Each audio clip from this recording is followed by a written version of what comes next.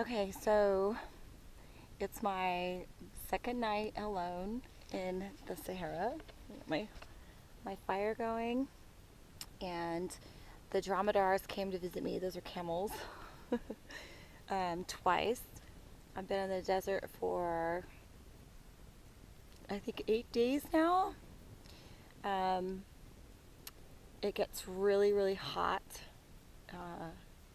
in the daytime, and the flies are almost unbearable.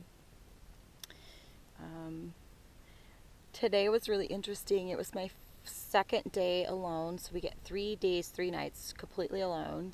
We have water, no food. Well, we can get food if we want to hike to the truck, but it's suggested that we just do water and spirulina, which is like an algae or something, tablets that taste terrible.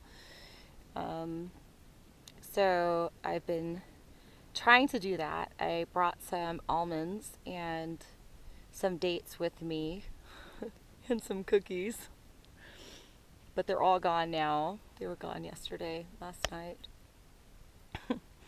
So today I'm on the water and the spirulina, and it's been pretty interesting. Um, Today was spent mostly trying to stay cool and comfortable with the fucking flies buzzing around my face. That's why I have this awesome turban, which I had on my face almost the whole day. And the heat is like, God, if I could guess, it's probably 100 degrees. It's really hot. When the sun goes down, or actually when like an hour before it goes down, it starts to cool off. I can feel my whole attitude change. I'm not so grumpy and like, fuck, what am I doing out here? I'm like, oh, the flies are gone. Oh, it's cooled off. And then, I don't know, I start to enjoy it a little bit more. It's actually really beautiful out here. One thing that's kind of distracting is there's a camp of dune buggies, ATVs, and motocross bikes like right over there. And I'm supposed to be here meditating and just seeing, I guess, what comes up, and all I can hear is like, fuck. And my every bit of my being is like, just walk over there. Just just walk over there, Mel. It's like it's right there. You can see it. It'll only take you like, I don't know, maybe 20 minutes to walk there. It's really hard to meditate in the heat with flies and the distant sound of awesome dirt mobiles that I totally want to jump on. Which reminds me, actually, 3 days ago, before we came to this spot, and were set off on our own, we were at a cafe that was, which is really strange. There are cafes in the middle of nowhere. I'm talking like there's nothing for miles and miles around. There's no towns, nothing. And then out of nowhere, this little shack is there, and they're serving the best mint tea you've ever had in your life. So we get to one. Each day we walk somewhere between 7 and 10, 15 kilometers. So I guess it's like, 3 to 7 miles a day. And I am walking. I decided to take all my clothes off because it's really hot, right? And so I'm walking with just a backpack on and my sandals and my turban, of course. I don't think it's left my head once in like a week, which I'm terrified to see what my hair looks like. So I'm walking and I come over this hill and there's a cafe right there. And I'm like, oh shit. So I turn around and run back down the hill and put my clothes on and then go back over the hill again and go to the cafe. Well, at the cafe, there's 3 motocross bikes parked right out front. And I am just drooling over these bikes. They're KLM German bikes and they look awesome.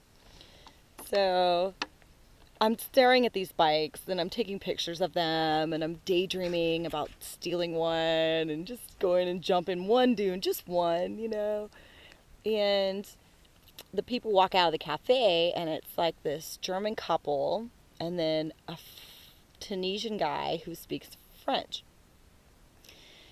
And I don't speak French yet, so I was just kind of looking at him and looking at the motorcycle and looking at him, looking at the motorcycle. And then Hilda, who's in our group, she's an older German woman, goes and tells him that I want to ride.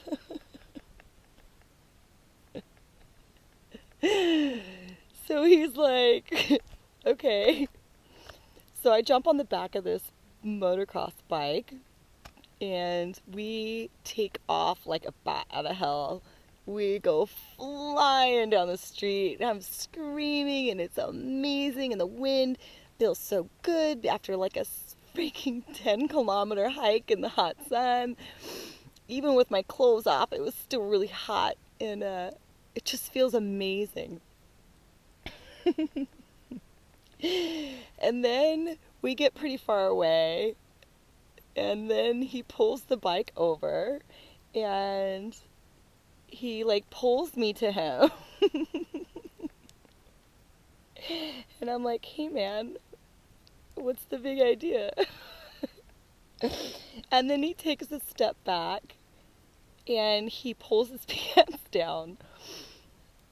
And I'm like in shock a little bit because I just wanted to ride the motorcycle. So I look at him and I don't speak French, but I point at his, and I say, I don't want to ride that. I want to ride this. I point at the motorcycle.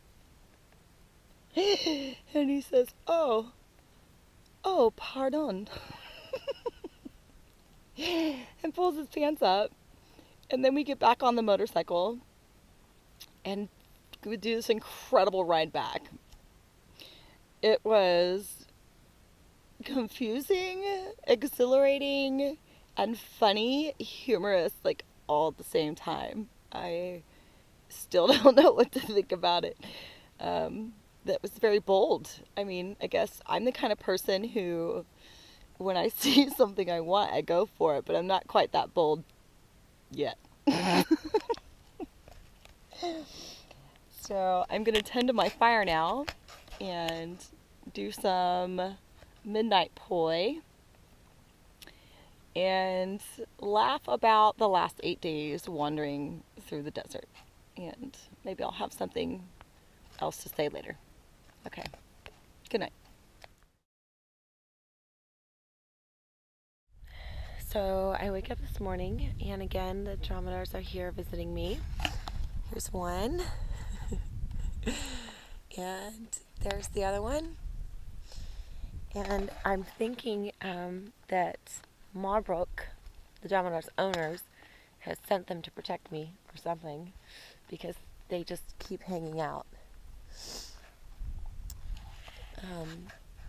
It's really quite nice. I wake up and these guys are just hanging out here.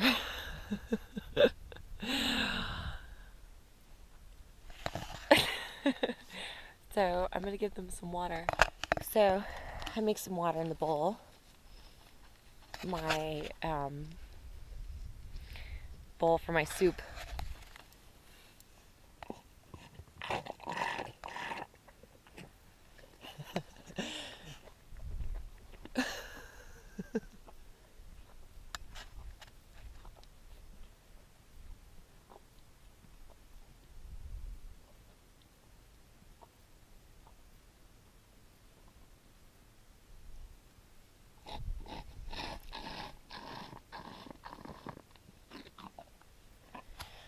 I think this is maybe why they keep coming back.